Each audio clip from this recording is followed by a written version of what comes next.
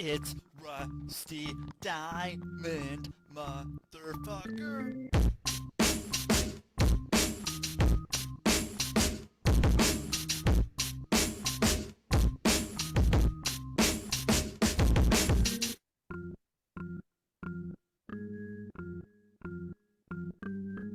It's Rusty Diamond, motherfucker. Yo, man, I'm going to change up the intro here every once in a while. So that's what you get today. Boom, Miss Rusty. Welcome to the Public Access Podcast, the podcast, now the podcast, because broadcasting live out of Intercourse, Pennsylvania. Pennsylvania Public Access Podcast. Is it still alliteration if you use two letters over and over? There's your thought for today. I guess that's the beginning thought. It's not a Jerry Springer final thought, but that's the beginning thought. That's probably something also I can fact check on this internet and computer that I'm sitting in front of looking at. So thank you everybody for being here. And it's Friday, whatever that means to you. I'm going to do two podcasts today. Do two podcasts. So yeah, there's going to be this one and one right after this. Special guests. So I'm going to bring on my special guest right here, right now. And my special guest right here, right now is Steven Eurioste. And there he is. There's Steven. How you doing? Thank you for being here. Good morning. Thank you, Rusty. I'm glad to be here. I'm doing well. How about yourself? Good. I think I asked too many questions there at the beginning. I should have broken that up a little bit, but it's a wild morning today already. So what can you do? It's kind of the way this show goes. Who knows what's going to happen? So I guess that's what it is today. And so, but I'm happy to have you here. I'm glad to And be here. yeah, And and so go ahead. the best podcasts are always the most unpredictable when you have Oh, no good. script, when you just let things flow, just heartfelt and out there. That's always the best. I'm glad you think that. Because I mean, sometimes, yeah, I've had people come on that uh ask me like what questions they want me to ask them. And I'm like, well, hold on. This isn't the kind of show I think you're looking for. This isn't set up here like that. It's not.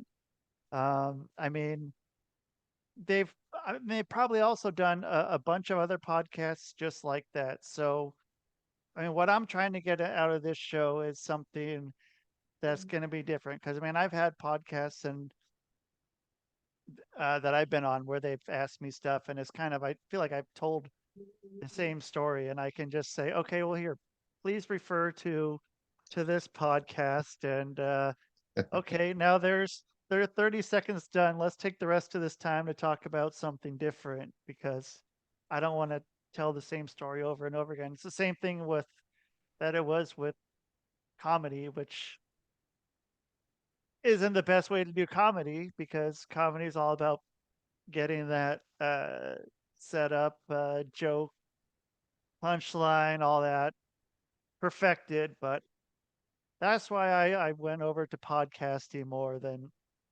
comedy because I mean, comedy I can do that, but it doesn't always turn out perfect.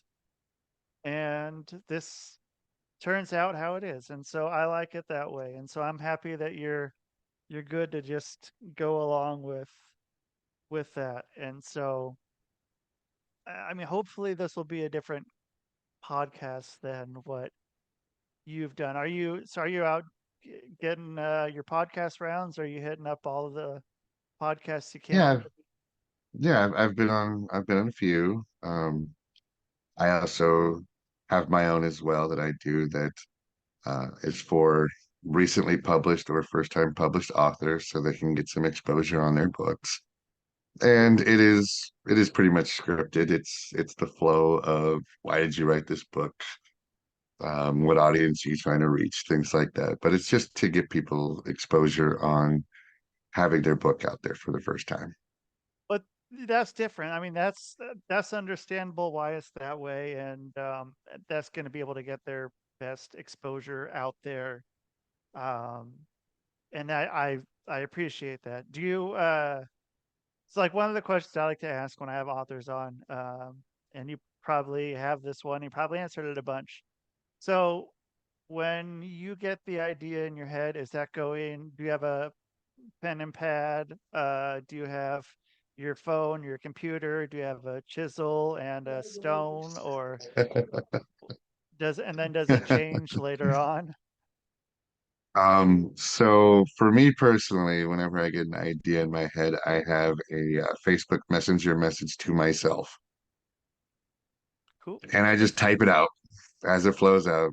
I mean, and then I'll send it to myself, and then I'll go back and I'll look at it and add what needs to be added to it, or say that's garbage, or wow, that it really is something. But yeah, it's a personalized message to myself that I can just type out on the phone. And then so once you get it typed out, then is it? I mean, how often are you going back over it? Are you going back and revisiting things, or is it just you get it out there and then it's gone into the message to Steven universe, and then just maybe somehow you come back upon it sometime, like, oh, that was a good idea. I should elaborate on that. It's a mixture of both. Lately, with my first 5 books that I I wrote, it just came out, and the ebb and flow of it was exactly the way I wanted it to be. There was a few editing for punctuation, proper grammar, and I tend to use the word awesome way too much. So trying to so find different words to describe things, and it's just it just comes, and yeah, I submit it over to my editor, and they go through it, say this is great, or redo it, and if it's something that I want to elaborate more on, then I'll go for that. If it's something that I'm just like, I'm glad I got that out of my head, then I'll just leave it there. so as far as the word awesome, do you have a thesaurus, or like, do you have the online thesaurus, or have you found a word that you have used that is your new favorite that could replace awesome, or is awesome just kind of up in its own category of awesome? Well, growing up, I was a huge Teenage Mutant Ninja Turtle fan, so awesome is going to be in the vocabulary for the rest of my life. It's just it's a part of who I am. Like, But yes, I do use thesauruses at times to figure out different words to use, and because I'm a children's book writer, I can't go too far into the wayward to describe something that the kids aren't going to understand. I tend to push the envelope a little bit on words where it may be a little bit more difficult for a younger person to understand initially, but surrounding it, they can use words with more syllables in them. okay. So speaking of Ninja Turtles, I found out the other day where the word cowabunga came from. It came from the Howdy Doody show. There was a native character on there, and that was his greeting was cowabunga. And so I that did not know is, that. yeah, I neither did I, and that just came about, and I was like, all right, okay, I can get down with that. That's pretty cool. Yeah, it is And really cool. I always thought it was surfer language. I thought it was too, but howdy doody. But I mean, maybe there was some sort of crossover. Maybe he was a surfing guy or something. Who knows? But um, I, yeah. So what? I guess let's go. What got you into Ninja Turtles? Are you how old are you? I guess is kind of a two-part question. I'm 45, Okay, so you're about my and age.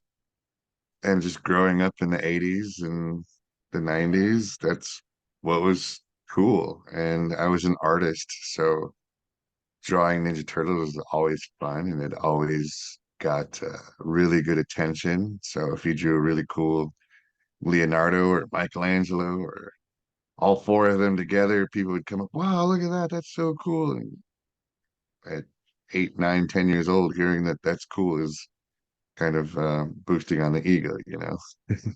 Absolutely. And so then who was your favorite person who drew it? Who, or do you have one? Or is the Steven Eurioste the best drawn version of the Ninja Turtles? Well, I definitely like the original series, the original cartoon series. I still have the song memorized in my head, and it'll randomly come out at times. I was happy that I was able to find a streaming service that has all the series on right now, so I'm able to watch it with my kids and say, "This is what I grew up with." Now, granted, they're like, Dad, this isn't very good," and I'm like, "Well, in the '80s, it rocked, man. It was totally tubular in the '80s and awesome." I mean, yeah, so do you think But that that's like the Batman kind of thing, like with the old Batman of the uh you know Adam West and that kind of thing, and then like when we were kids, that was the old. I mean, but that was still pretty cool then. it was, Yeah, it was very cool still. But I yeah, I mean, the younger generation just doesn't. Looking back on it, nostalgia, it really is different because when you watch it as a kid, it's one of the best things you've ever seen. Going back on it, you're like, wow, some of this was really bad acting, very bad animation, and the story really has no turn or anything. You got to bake everything into a 22-minute episode. And have it yeah, it's a lot nice different little looking bow at at it. the end for each Exactly. episode with the Exactly. the moral and everything, and they were always it was always interesting. And then so I'm from Oregon, and so like the third Ninja Turtles movie, the one where they go to Japan, was filmed in Astoria, where like Oh, yeah, where like the Goonies and Kindergarten Cop and Short Circuit were all filmed. There's some other ones wow. I'm forgetting, but yeah, and so that was always interesting. Always made me want to go to Japan, but I've never been to Japan, but because of that, probably because of that movie and other stuff too. But um, I don't know. But yeah, Oregon's a weird place, and the movies that came out of there wasn't a lot of them filmed there, so it was always like that was what we knew. It was like, oh man, the Goonies, because people go to that Goonies house, and um, but yeah, now I mean, there's a little more of things that have been filmed there, but Oh, yeah, you that said The Goonies and Short Circuit. Those are and two shorts, yeah, very big movies from my childhood, man. yeah. Johnny Five, man, Johnny Five's alive, man, and Oh yeah. Well, it had one of the greatest insults of all time, man. Hey, laser lips, your mama was a snowblower. right.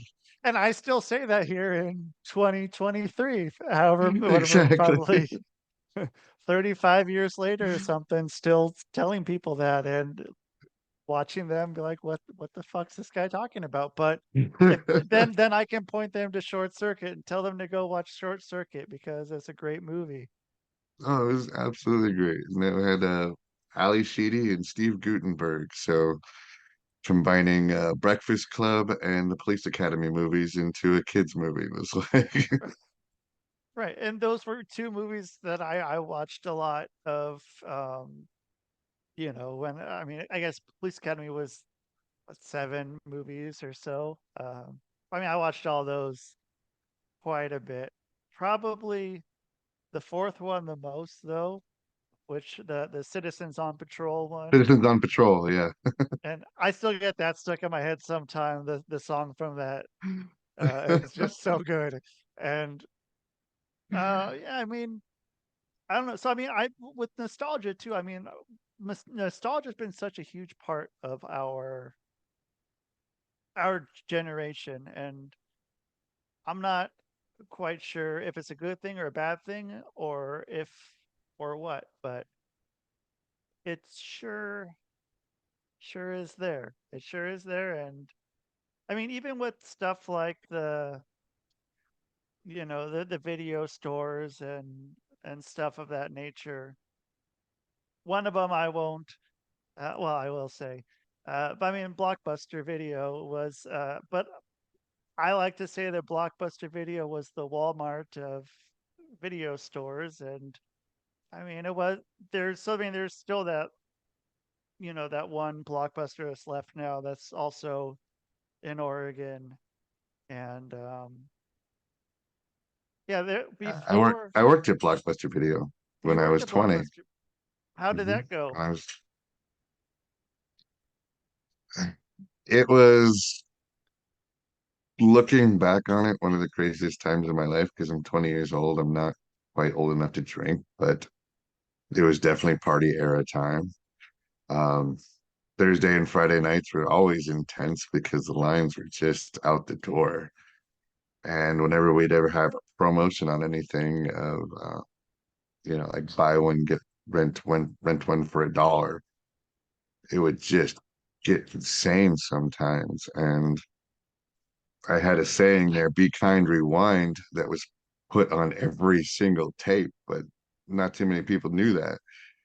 And if you remember back in the day, there were so many rewinders, like cars that you put the tape into and The, push it down, it would automatically rewind it and things like that.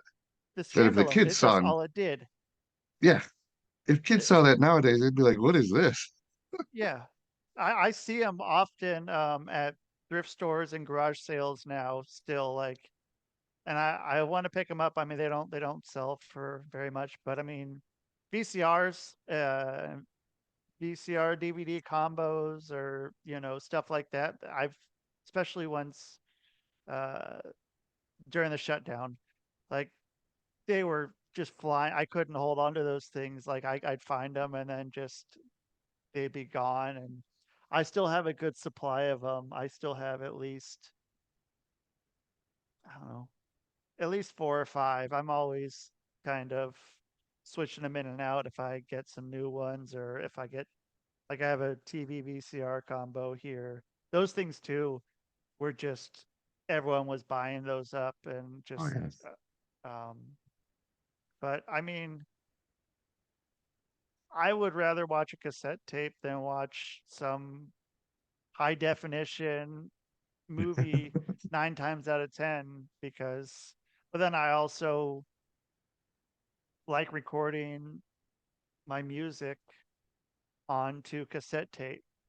Um, and then like I'll record it on cassette tape and then connect that cassette tape, or like, the stereo, to a computer and then upload it that way. But I don't know, just the analog sound of sound analog look of everything was just something different. And I don't know if, that's that nostalgia again, just it It's a just preference, yeah. but And I will say that one thing that I enjoy with the old ones is that there was no upgraded special effects. So, like, you look at the Star Wars I was gonna movies, and say when you Star watch it Wars. on the original VHS tape copy, um, it's what was in the theater when it first came out. Yeah. And then all of a sudden, he started going in and he started adding all these new wave special effects and all of these different characters and extended scenes. And it's like, no, just let it be what it was. I mean, VHS, if you remember, the movie would come out in the theater and it would be a year before it would get to VHS. So it was like seeing the Yeah. movie for the first time all over again. And now kids these days, I mean, I took my kids to go see the Five Nights at Freddy's movie and we came home and it's already available on Peacock. It's like you Yeah, had no wait for anything. which yeah, and then it was also you go and have to back to the Blockbuster. You could go and pre-order and put down like $5 or something onto the pre-order. And I mean, was that a thing too then with that you would come across a lot, or is that sort of that seemed like that was sort of like towards the latter part, like the maybe the late 90s or so, that seemed to be more of a thing. Yeah, so they didn't do it on every movie, just the big movies.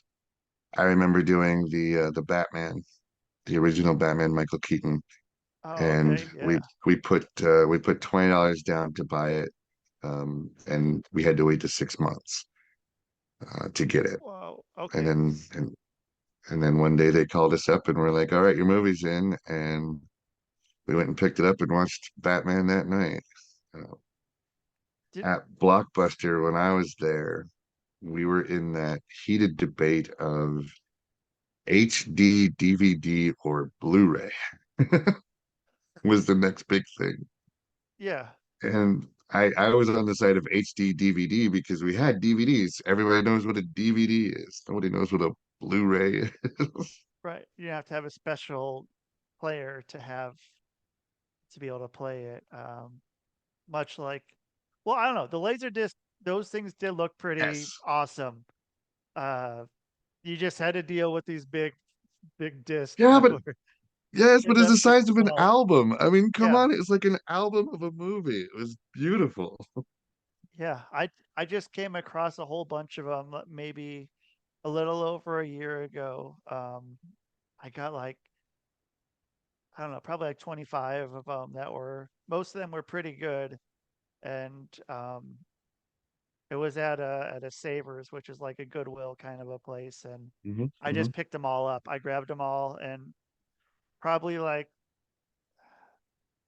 five of them were pretty good, and like the rest of them were just sort of, you know, they weren't worth a lot. But of those, and probably like 10 of them were still movies I'd want to watch. Then I'm like, crap, I don't have a laser disc player, and so I ended up selling them. But it was definitely a nice thing to be able to see, and what could have been with those? What could have been with those Laserdisc players? And Oh yeah.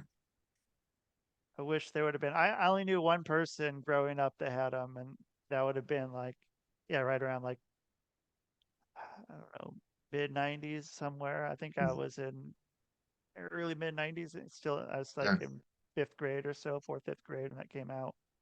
And yeah, someone had them like, oh, this is cool. And then yeah, even however long later, it's still pretty great to see. And so where Well, was the oh, go ahead. the box art on the laser discs were amazing too, because you had the full page, the full picture on there. And then they opened up and there was just so much to reveal into it that were just fun to just look at and draw. And yeah, it was like having an album that was a movie that was just it was unbelievable. But when they came out, they were expensive. I mean, they were over $1,000 in the that Yeah. late 80s, early 90s. And the only people I knew, they were the people that had the most money. Yep. Yeah, that's how it was with the person that I knew that had it. And I was like, this is something. This is Yeah, something pretty cool. Like, E- and yeah. exactly. And so where was the Blockbuster you worked at? In Colorado, Okay.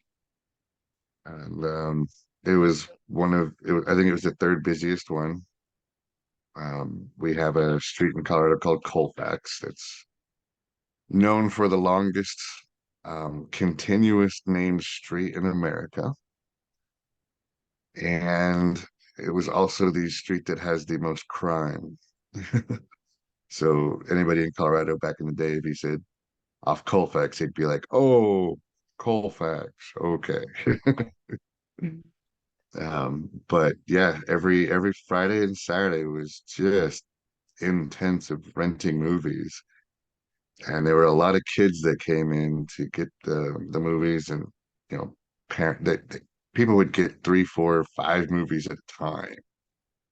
And Sure. just like, all right, well, I guess you're having a whole weekend of watching movies. And then I had to become a movie expert at that time. So if somebody came up and said, what do you recommend in watching tonight? And I had to break them down to, well, what kind of movies do you like, or what kind of actors do you like? And at the time, the movie The Usual Suspects just came out, Oh, okay. and it was a relatively unknown. Uh, I mean, it wasn't like big box office. It wasn't like everybody knew who it was. And my manager came to me and said, I just watched this last night and you got to watch this. I was like, okay. And I watched it. And from then on, for the next 3 weeks, if anybody had a question, what do you recommend? Usual Suspects. You got to watch Usual Suspects. Great movie. Yeah, yeah, great movie. All it's great all the way through, and yeah, it gave a lot of those actors their kind. I would say most of them their break, um, which was cool to see, and then just see each one of them go off, and then one of the best twists at the end of a movie. Oh, yeah. Uh, Oh, by far, that twist at the end was just like, what? yeah, and like, oh, okay, that's how it works, and yeah, and it was a lot of fun, and so then, so was that like by Denver area, or were you? Mhm. So It was in did Denver. did you ever go to Casa Bonita? Oh, of course. Casa I Bonita's been a staple. that place was pretty cool. I went out there like right I don't know, probably like 2019. It was a little before um the shutdown and stuff, and I took a trip out there, and like I gotta go. But it was luckily it was like on a Tuesday or Wednesday afternoon, so it wasn't super packed, but that was a cool one to get to check out. And um I feel like now that it's opening back up, and they've already done this. I don't know if it's fully open back up yet, or if it's still just a soft. It is open all the way back up.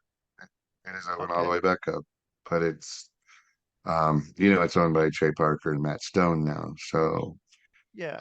they completely changed the nostalgic feeling of it before. Oh. Now, granted, don't get me wrong, the nostalgic feeling before, the only thing that was good at Casa Bonita were the empanadas. And that was it. Everything The else was food. just like Yeah. not good food. You didn't go for the food, Right. but they did Yeah. make it so that the food is a lot better now. They changed it to a one price. So Oh. you go in, you pay one price per person, and you can do everything. It has gotten a lot more expensive, but it's also gotten a lot of upgrades. So it's really really nice. And You um, went? considering it's been in so many South Park episodes, I mean, they were the perfect people to buy it and open it.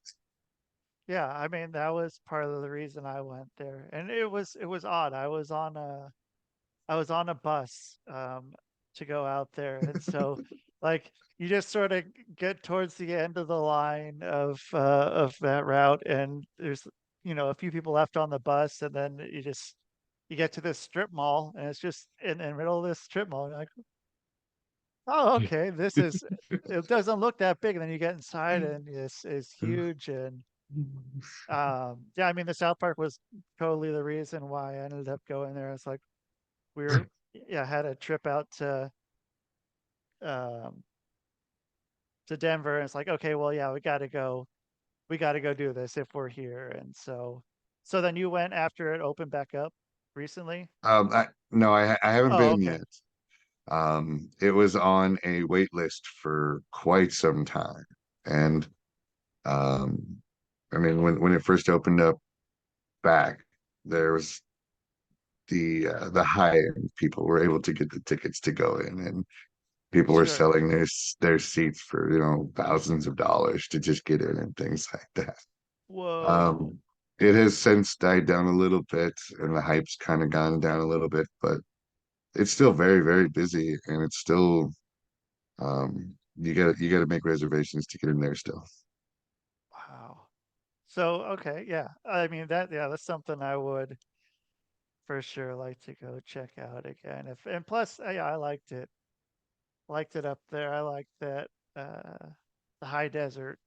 High desert's definitely something I'm a fan of, and yeah, I don't know. I miss that part, but so you're still out in Denver area then, and so then does Denver or the area, does that work in at all with your books, or is it kind of an anywhere place or in your books, or does No, it I have any? there's no location for the books, and um, it's more of a made up town in my books, but I don't really go into the town of anything. The third book, I introduce a new character and I introduce the school that they all go to. And it's, and I haven't even come up with the name of the school yet. I just kind of want to call it like any town school. And just something just generic on it because it doesn't matter. These stories really, they're about experience and they're about emotions and they're about understanding for kids of younger that they can understand what's going on a little bit, and that can happen anywhere. So did the school though have any likeness to schools you went to growing up? All schools look the same. They Yeah, all have the same hallways, the same lockers, the same people that attend. You have all the groups, all the cliques, you have everything. I mean, unfortunately, when it comes to school, they're all relatively set up the exact same. I mean, um, yeah, the ones that have the more colorful demeanor, I guess, are the ones that are getting more city taxes, I guess. yeah. It's a pretty. I don't know. I'm surprised I made it out. I'm surprised, like, and I wish that I could have. I asked my parents a bunch if because I turned 16 after ninth grade, like the summer between ninth and 10th grade, and that's when you can get your GED. And I asked not every day, but it seemed like every day if I could go and just do it. And they said, nope, you have to keep going, keep going. And I wish, I still wish I would have left after 15. And because I mean, I was already working and I still had a lot I wanted to learn, but the stuff I wanted to learn, I don't think school was the place of the things I wanted to learn and the things that have helped me as a 41-year-old. I don't think that the rest of school or college was the right place for that. So um, I don't know, but I don't want to give out the drop out of school and never learn anything again because I mean, like right now you can get anything online. If you want college stuff, Stanford, Harvard, MIT all have all their classes, all their courses, all their paperwork, all online for free. YouTube University is unlimited education. Uh, I mean, it's out there, and I feel like there's a lot of stuff that I've been very interested in and could go very far into that and learn from it. But I don't know, school wasn't that for me. So I understand completely.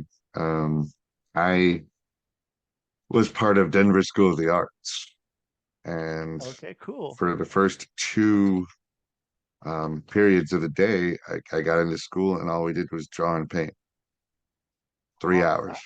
draw and paint for 3 hours, and that was amazing to me. It Yeah. was worth it was worth going every day through till senior year just for that, and then the other classes were just your English, science, your math. Your But It took care of itself in there. So I enjoyed that aspect, but I never wanted to go into like college or anything. My daughter, on the other hand, she is going to graduate next May from the University of Northern Colorado. whoa. And Okay. I've been very proud of her in sticking through it and going through and actually learning and doing homework and everything. And I told her, what school is it gives you a key, and that key opens up doors that were unavailable to you before you got that diploma or before you got that degree or before you got that master's. It just opens up doors. That's all. And the only people that really need extended school are going to be doctors Right. because they've got to have, what they need. Also lawyers. Lawyers need to know the law on different subjects of things. But for most people who are just going to go into the workforce and do um, what they're going to do, it just opens up that key to be able to earn a higher potential or earn or just say you've done this and it shows that you actually can work through things for 4 years. Right. Well, and I mean, like I think it was the Rockefellers that started the American Education Foundation. It was the Rockefellers or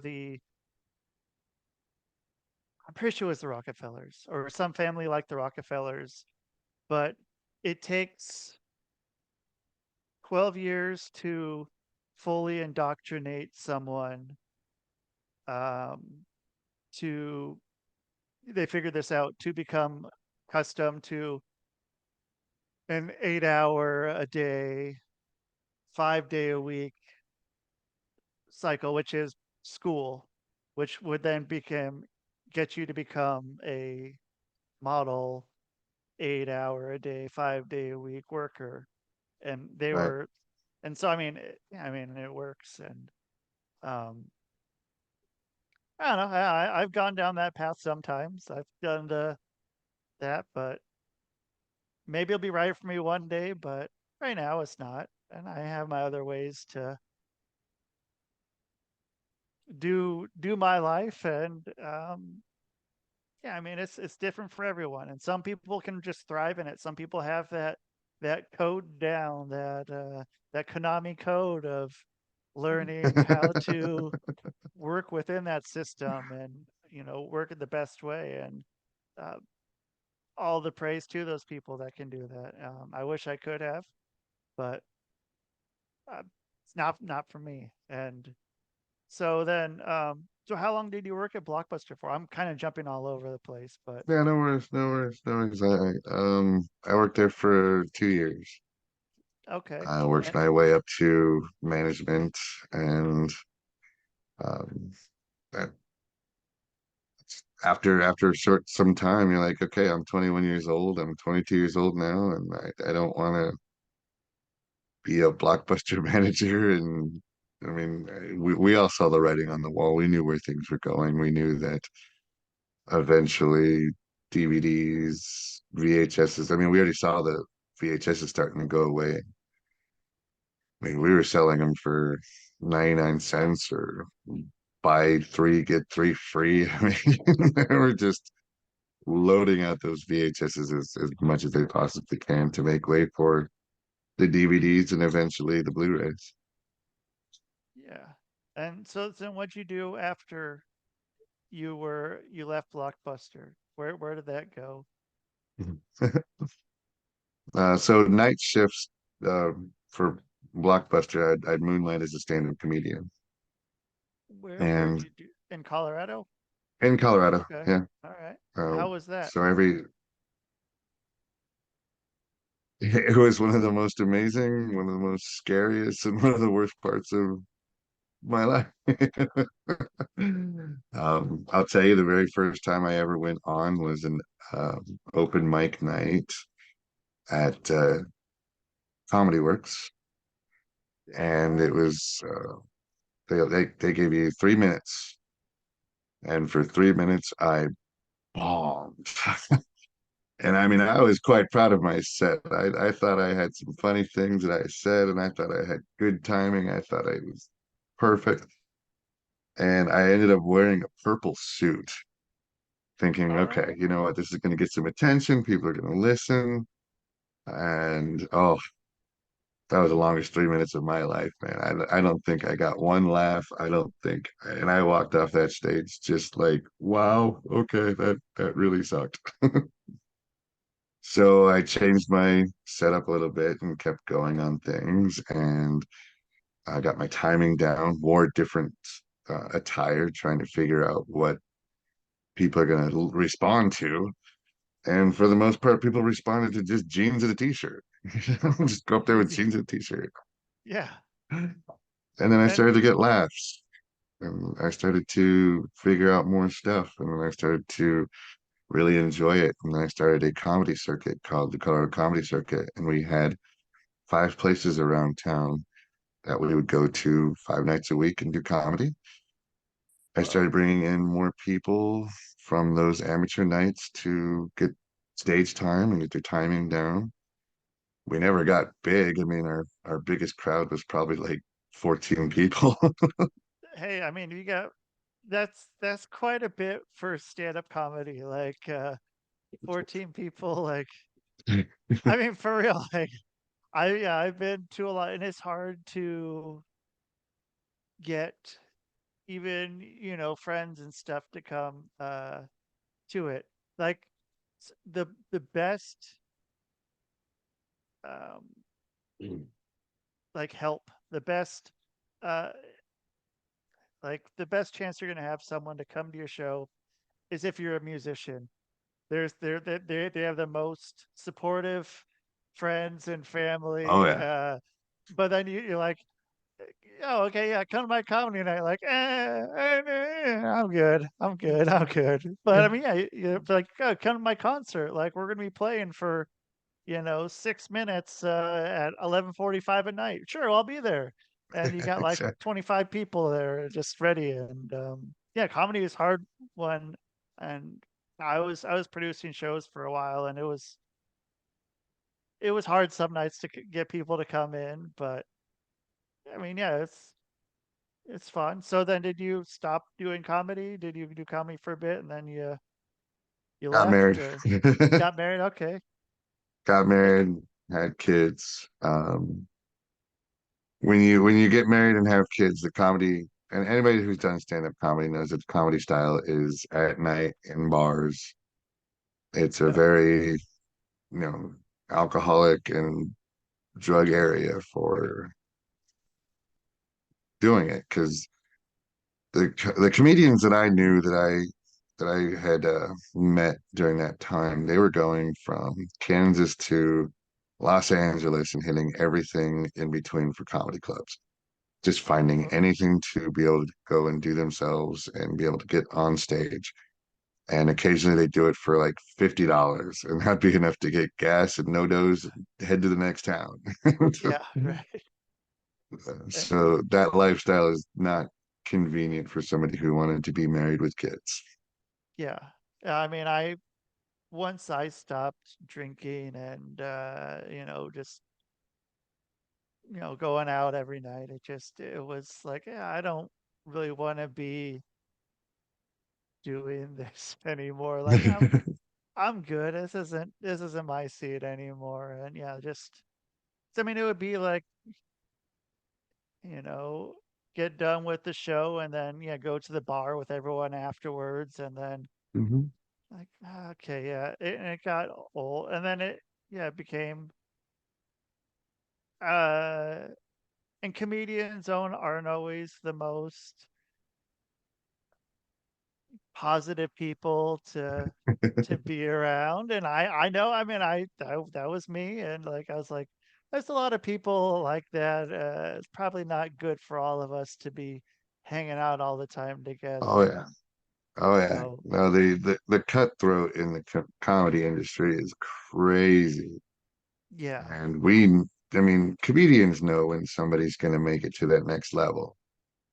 And some people will try and hop on the coattails of that person to go with them. Other people will try to drag them down. Um, Other people will just completely ignore. But during my reign is when Josh Blue first came on the scene in Okay. Colorado. And when I first saw him, his very first set, I knew there was something special about him. I knew he had something that nobody else was doing before, and the crowd had no idea how to react. How do you react to this? And you want to laugh, but at the same time, I mean, you can't.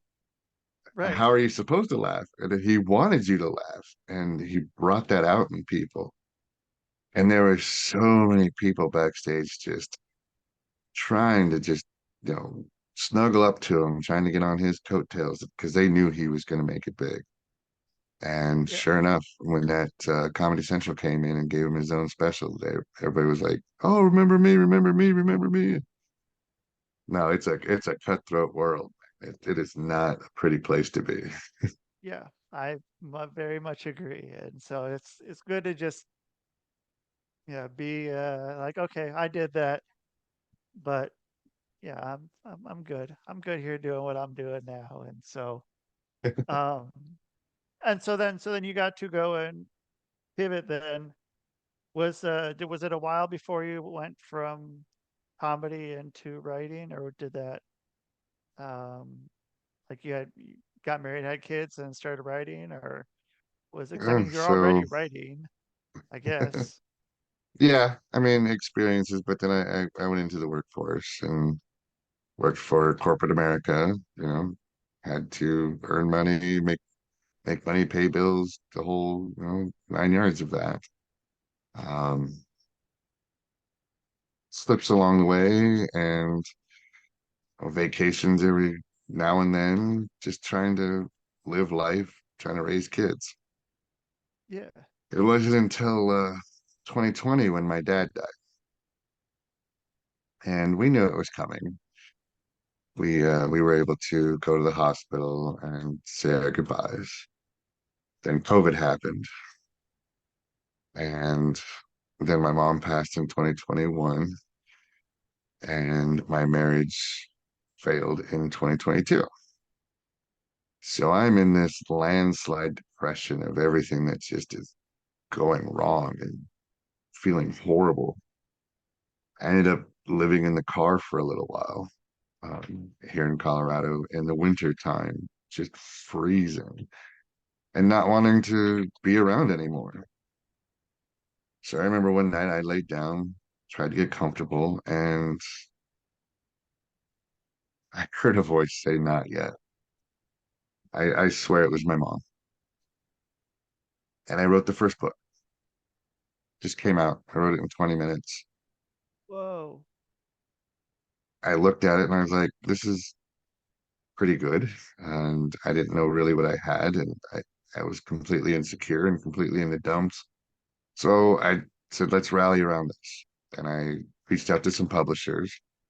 And Vanity Press publishers came at me right and left, like, we love your story. Pay us $5,000. We'll get it published and out there. And I'm like, I'm living in the car. I don't have $5,000. I'm sorry.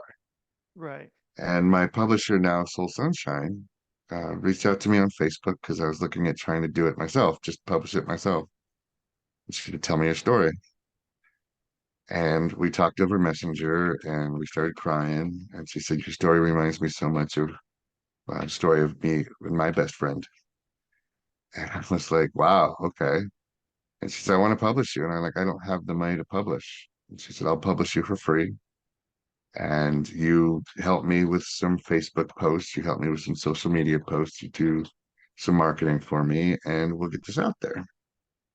And then she sent me money to get a hotel room, and I was able to get cleaned up and get a hot meal. And I started drawing right away. So my books are written and illustrated by me. And then just things started becoming more positive, and I started meeting new people. I met a friend who heard my story and then she brought me onto her podcast and then she brought me into her insurance business. And it was like positive after positive after positive going. And then I ran into some friends and then I found a place to stay. And it was just like this buildup of everything, which started becoming good. And I'm thankful every day that I did not end it that night. And yeah. it was overwhelming on things. And that was the first book. The second book has been a different story, but that was the first book for sure. And you got it, and yeah, I mean, and I'm happy you got to, come on here and be able to tell the story and get out um and so when people are looking to find you, where are they going to go? Where are they going to find you? Where are they going to find your books to buy them or read them, or what website? I'll link it all here too. but just so it's Yeah, an audio or video form too. I'm on Amazon right now, and you can always find me on my social media posts. I have a web page that has all my social media. I do Facebook a whole lot for post on wise and reply back to people because I mean they're children's books, so there's a lot of moms and dads on Facebook. Right. I don't think I'm gonna have 6-year-olds getting on a TikTok being like, "Hey, I love your books." So Are you um, on TikTok? I am on TikTok, What do you yes, do on and TikTok? I like asking people who are over 30 what they do on TikTok. I'm on TikTok too. I guess I'm 41. What's your TikTok like? it's primarily just short videos of my characters, my artwork. However, I did go live, and when I was live, I did have I'm sure he's probably like 14 or 15 years old, tell me on live that he gets anxiety, and he was afraid to tell his parents about it. So we kind of talked, and I told him it's okay to talk to your parents about it. They're not going to be upset with you. But when I got off that TikTok live with him, I wrote the third book. Whoa. Yeah, I mean, it was just like it came to me right then, and it was like supposed to be. Same with the fourth book. I was live on TikTok, and the dad said he gets bullied, or his son gets bullied at school, and he didn't know how to work with it. And I was like, oh well, bullying is an issue, and then got off with him and wrote the next book. So it was like inspirational in so many ways to do it. Other than that, I just enjoy people's content and seeing what people do. I especially love the whole Gen X stuff and how Gen X is who we are because of why we are and having to raise ourselves because both parents worked and Yeah. not being home before the street lights and come on and um, yeah, we learned how to cook and clean and we learned how to take care of ourselves, get to school. They never had school snow days because they never canceled school. Right. You know, it was just everything. It was different back then. Yeah. We didn't have the internet. We learned how to play outside. We learned how to play squirt guns and build a fort and go away for hours and never be questioned about anything. Just be back when the lights are on or when dinner's ready. Exactly. Exactly. Yeah. Now, I But mean, you hear these parents having like these tracking devices on their kids, and you're just yeah. like, wow, just let them be, man. Yeah. Or like even yesterday I saw the kid on the leash. That one is always Oh, an interesting one for seriously. me. I'm like, well, all right. Like I don't know. It's always that one always cracks me up whenever I see it. I'm not a parent, so I mean I can't. I don't know. Like seeing a kid on a leash has always been something that will make me chuckle. Because I couldn't imagine that my So parents. what that stems from what I've known is that kid likes to run around a lot, which kids do. You got to run around But yeah, but that parent doesn't like to pay attention. and don't like to let the kid run around. Can't just let the Yeah, kid run around and exactly. yeah, Exactly. they got to run around. You got to They've teach got to them get how. that energy out, man. Let them Right. run. You don't have to pay constant attention over them. I mean, they let them Yeah. discover things. Let them understand what, it is to slide on a hot slide or Right. Rip all the freeze back of and your legs off. so yeah, exactly. We gotta all know that. Right. I mean, yeah, like I mean, so yeah, like those days when it was, I mean, you're in Colorado where it's sunny every day pretty much. And so, I mean, I'm sure those things were blazing. So yeah, that in Portland, I mean, it was those and it'd be sunny, but then it would be like big old mud puddle that you fall into at the end of it. So it was a nice combination of everything, get you all burnt and then drop into the mud puddle and you're good. And but yeah, so Stephen, thank you so much for being on. I enjoyed getting to talk to you, not know what we're going to talk about, get to where we're going and what we got to. And yeah, very much enjoyed it. And Yeah, have you you're back certainly on at very some welcome, point. Weston.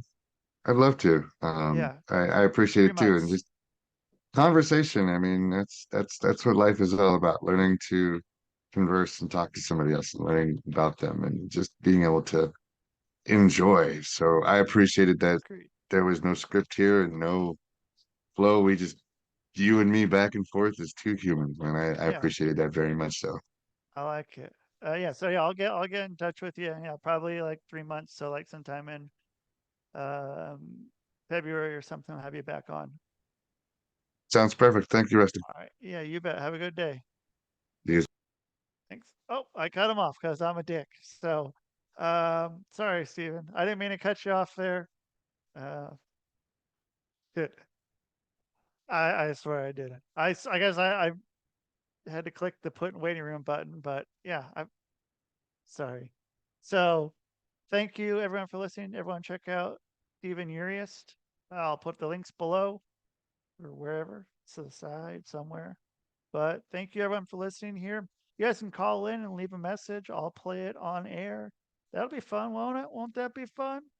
Won't that be fun? Call and leave a message 503-974-6420. Maybe you don't like leaving messages and you're like, Messages? Messages? We don't need no stinking messages! but I need messages. So 503-974-6420. You guys, thank you so much for being here and doing stuff. And that is the show. Man, boom.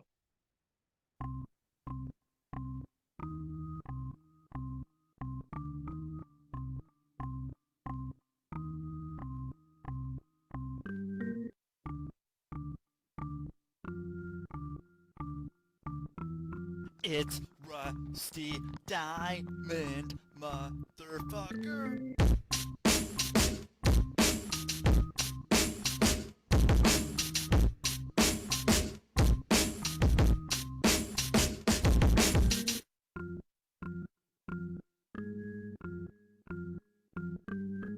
It's Rusty Diamond, motherfucker.